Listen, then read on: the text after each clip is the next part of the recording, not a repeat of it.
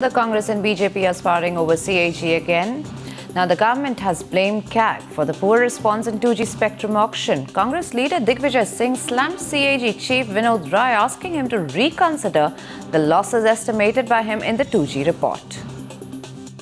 Mr. C&AG, where is the 1,76,000 crores? With these words, the government launching its latest attack on the Comptroller and Auditor General, questioning his report on the 2G scam, which led to the resignation and arrest of the then telecom minister and a high-pitched campaign by the opposition.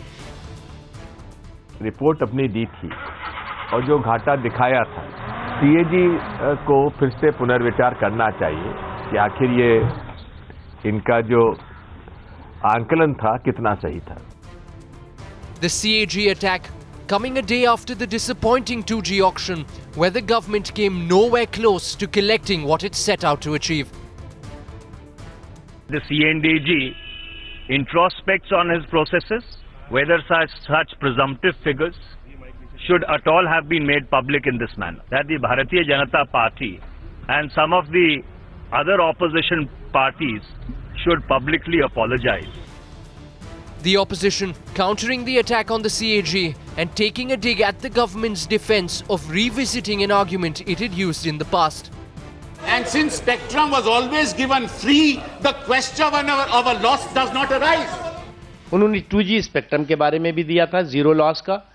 इसी तरह का तर्क उन्होंने coal block आवंटन में भी दिया था जीरो लॉस का.